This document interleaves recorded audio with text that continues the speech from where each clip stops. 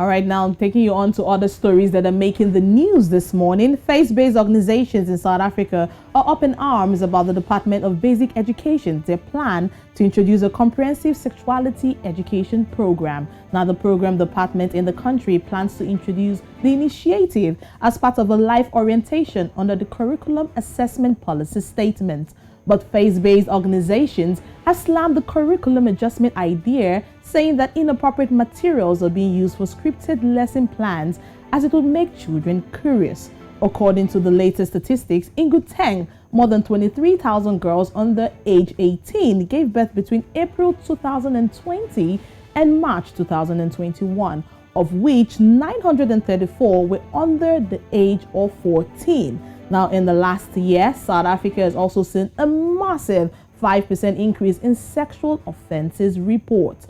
Joining us on this morning, that's on Breakfast Central, is Philip Rosenthal, who's the director of the Christian View Network, to unpack all of this and more. Many thanks for joining the program, Philip. Now, at this stage, can you tell us where the policy lies? Is it even being implemented, or are they just still planning all of this? My information is that it's currently moving into schools, but some schools might not implement all of it just because they're resisting, but the government is wanting them to implement this policy at the moment. All right. Philip, let's also look at what exactly are your concerns? Are you opposed to sex education completely? Look, I think that what is being proposed here is what they call comprehensive sex education, which is an American ideological program to teach young children everything about sex, including all sorts of sexual perversions, and exposing them to soft porn material with the idea that somehow this is going to have a benefit, which we believe is completely false. Now, that is completely different to, for example, teaching children about reproduction in a late biology class. This is encouraging sort of experimentation and normalizing all kinds of perversions. And so we are completely opposed to that. But we would say that any form of sexual education needs to have the consent of the parents of those children before the children are exposed to that. The government seems to be taking the attitude that the children belong to them, and we are saying no. And I think that hundreds of thousands of parents have spoken up against this. The late Goodwill Zwelithini, the Zulu King, has also spoken out very strongly against this program, which we believe will have a very bad effect and is, in effect, just an American experiment, which they believe will be good for South Africa, but we don't agree. All right, now, Philip, you have clearly come to tell us that it is coming from the American curriculum. But the big question a lot of people are asking is why now? Why is the introduction now at this point in time?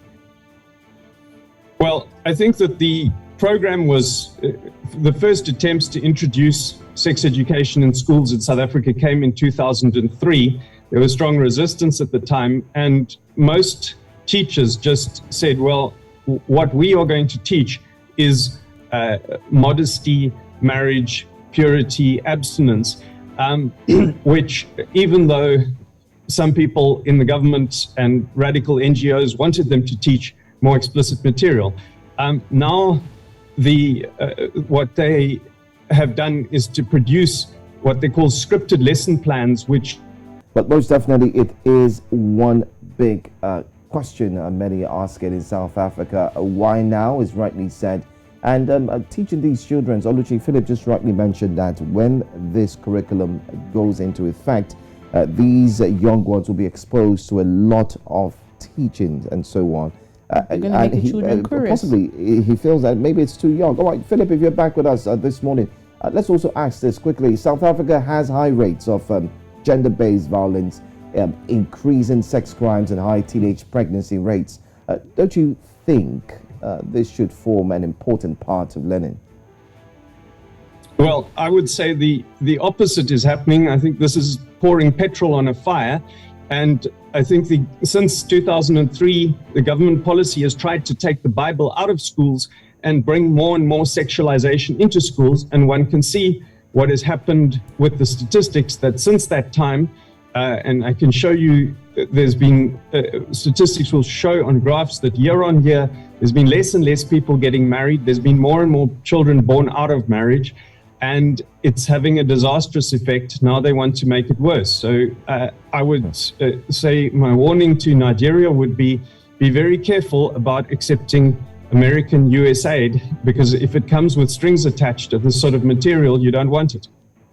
All right, Philip. So, I mean, the last question we have for you is, how do you think you'd continue this fight? I mean, where does it go from here? Well, I think now that it's going to be fought on the level of every family and every school, many parents are choosing to homeschool their children rather than allow them to be exposed to this. There's been an explosion of homeschooling. There's also parents are getting involved in the school governing bodies. They've joined social media groups to oppose this.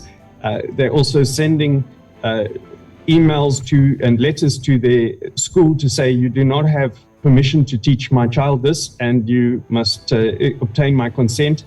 You can also withdraw your child for the day in which this is taught, or ask for being notified in advance. And I think that some teachers are just refusing to teach this stuff, but these people are radicals, and they will continue to push their ideology, and we have to defend children against this.